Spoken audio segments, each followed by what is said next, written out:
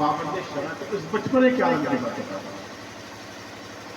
और चूंकि सिलसिले कादरिया हम लोगों का अब तो जो है क्योंकि इजाजत और खिलाफत में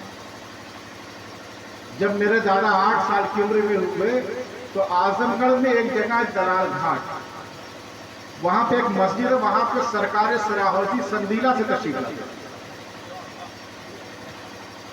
तो वहां पे वो पढ़ते थे। तो जो है सरकार सराहोजी जब तशरीफ लाए तो जो है नमाज पढ़ाई सरकार सराहोजी ने, और नमाज पढ़ाने के बाद जब आप नमाज फजर से फारिग हुए तो आपने फरमाया कि मैंने देखा कि इस नमाज में जितने लोग थे सब दुनिया की तरफ मुस्तरफ थे, मगर सैयद मोहम्मद तकी को मैंने देखा कि याद इलाही। उसके बाद मेरे दादा उनसे मुरीद हो गए, सिलसिले नक्शबंदिया में, अभी सिलसिला कादरिया मेरे यहाँ से मैं पता कर सकता। उसके बाद फिर मामूल क्या था, 6 महीना पढ़ते थे, 6 महीना पीर की खिदमत करते। ये जो दौलत मेरे दादा को मिली ऐसे ही नहीं मिल गई है कि मुरीद हो गए चले हाथ लग गई है, दाल चावल नहीं है, इसके लिए बड़ी मेहनत और मशक्कत होती है। उलमा से पूछिए, इन लोगों किताबों का मुताला करते ये लोग बताएंगे कि जो औलिया इकराम ने, बुजुर्गान दीन ने जो राह सुलूक का तय किया था, ऐसे ही नहीं बड़े मुजाहिदात किए हैं, तब जाकर के ये मंजिलें हासिल होती है। मेरे दादा 6 महीना खिदमत करते और 6 महीना जाके मदरसा पढ़ते, और ये मामूल जब तक फारिग नहीं हो गए तब तक रहा। और उसके बाद फारिग होने के बाद 20 साल अपने पीर की खिदमत की। 20 साल खिदमत का सिला क्या मिला कि वो मकाम हासिल हुआ आपको कि आप इरशाद फरमाते अपने पीर को खत लिखा है। इस खत को आप जो है हमारे यहाँ में तस्करे मकतूबान सरैया है गौसिया, उसमें पढ़िएगा।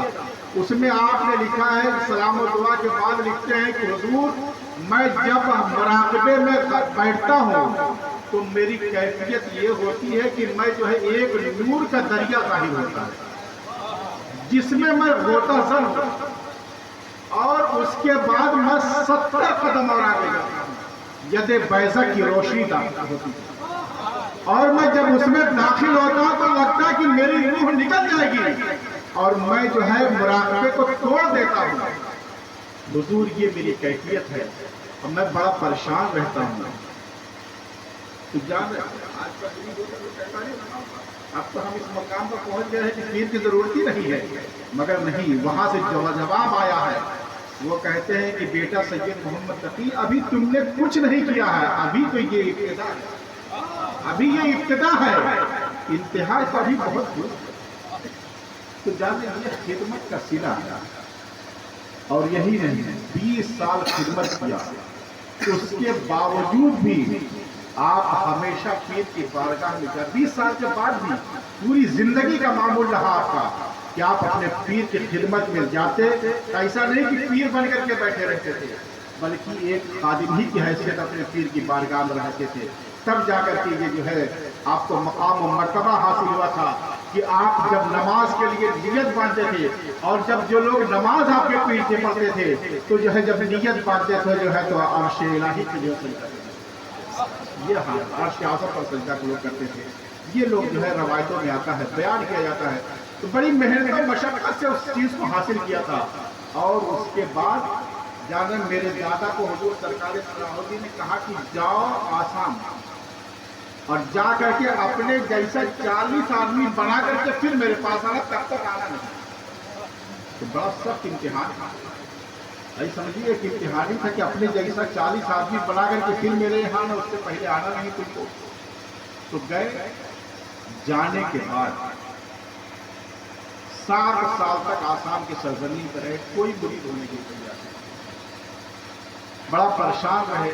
उसके बाद वापस आकर के बेतिया में एक जगह पर जहाँ बेतिया में एक मदरसा था, उसमें ज़्यादा मेरे पढ़ाने लगे।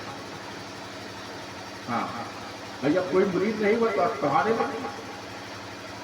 उसके बाद सरकार सराहुद्दीन ने एक खत लिखा वहाँ पे कि सैयद मोहम्मद तकी जिस दौलत को मैंने तुमको दिया है, अगर